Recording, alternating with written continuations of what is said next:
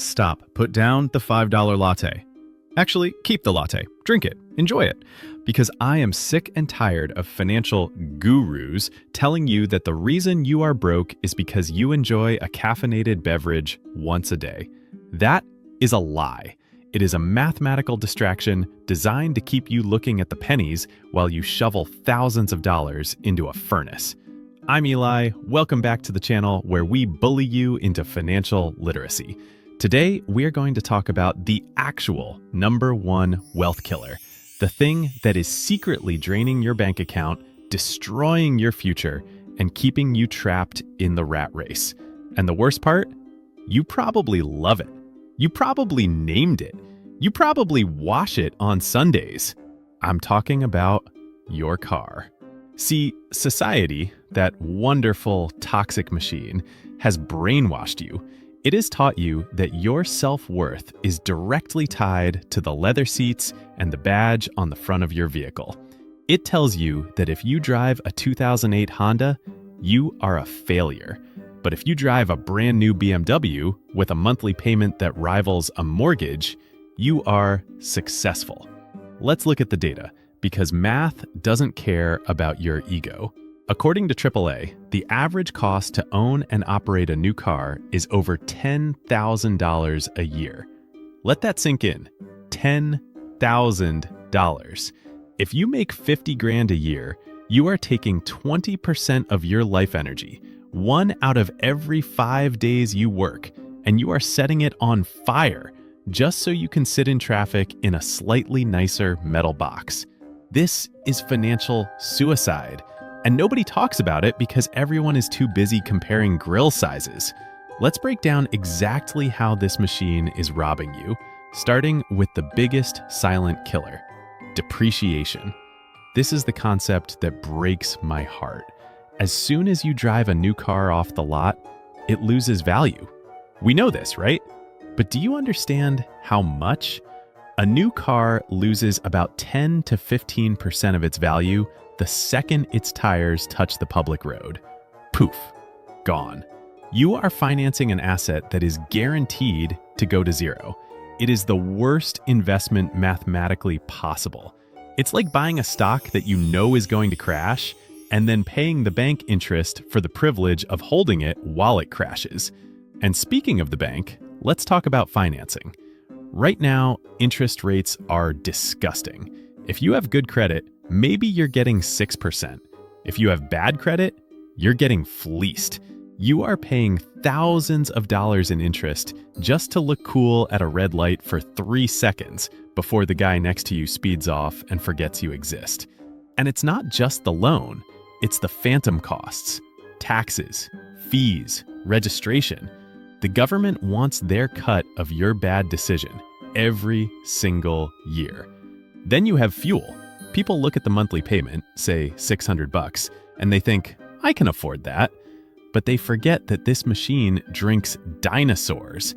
That's another $200 a month. And don't even get me started on insurance. Insurance is a scam that you are legally required to participate in. But most of you are just paying whatever the renewal notice says. You are letting them rob you because you're too lazy to make a phone call. Here is a pro tip that wealthy people know. Loyalty is for dogs, not for insurance companies. Every single year, put a date on your calendar.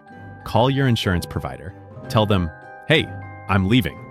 Watch how fast they find a discount they supposedly forgot about. And if they don't, you call Geico. You call Progressive. You shop around. You treat them like a commodity because that is what they are. But the real tragedy here isn't just the money you are spending. It's the money you aren't making. It's the opportunity cost. Imagine you took that $10,000 a year, that $800 a month you're dumping into your status symbol, and you invested it.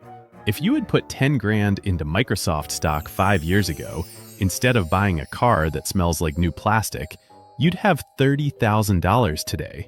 If you bought the car, you'd have a 5-year-old car worth half of what you paid. One path leads to freedom. The other path leads to being a wage slave who has to keep working just to pay for the car that takes you to work. It's a loop. It's a trap. So, how do we fix it? How do we escape the matrix of automotive poverty?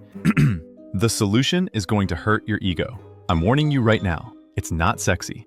You aren't going to look cool on Instagram. You need to buy a grandma car. You know the one. It's a 3 to 5-year-old Honda Civic or a Toyota Camry. Maybe it's beige. Maybe it has a dent in the bumper. Why 3 to 5 years old? Because that is the sweet spot. The previous owner, the guy who needed to impress his neighbors, he already paid for the massive depreciation hit. He took the $10,000 loss for you. Thank him for his service. You buy that car when the depreciation curve starts to flatten out. It's still reliable. It's modern enough to have Bluetooth so you can listen to this video while you drive, but it is cheap. And here is the other thing. You need to stop being helpless. One of the biggest scams in the car industry is maintenance. You go to the dealership for an oil change, and suddenly they're telling you that you need a new cabin air filter for $90. It's a piece of paper. It costs $12 on Amazon and takes 30 seconds to install. But because you are afraid to open your hood, you pay the ignorance tax. We live in the age of information. You have YouTube, you have Chris Fix, you have a supercomputer in your pocket. There is no excuse for paying a mechanic $100 an hour to change a light bulb or swap an air filter. Learn to do the basics. Change your own oil. It takes 20 minutes. Over your lifetime, just doing your own oil changes could save you $20,000. That is a down payment on a house, just for getting your hands a little dirty twice a year. And look, if the check engine light comes on, don't panic. Don't immediately drive to the dealership and hand them your wallet. Go to an auto parts store. Use their free scanner. Half the time, it's a loose gas cap. My mom once almost paid hundreds of dollars for a repair that was literally just tightening a cap. Don't be like my mom. Be smarter. Now, the ultimate cheat code? The nuclear option? If you can, get rid of the car entirely. I know, but Eli, I live in America. I need a car. Maybe, but do you need 2 cars? Do you need to live 45 minutes away from your job? If you can move closer to work, even if rent is $200 more, do the math. If you save $200 on gas and wear and tear, you break even, and you gain back an hour of your life every day. Time is the only asset you can't buy more of. Stop spending it sitting on a freeway staring at a bumper sticker. So here's the summary, folks. The system wants you to stay poor. It wants you to finance a depreciating liability, so you have to keep working a job you hate to pay the bank interest. Don't play their game. Drive a boring car. Drive it until the wheels fall off. Take the money you save, that massive $10,000 a year chunk of cash, and buy your freedom. Buy assets. Buy peace of mind.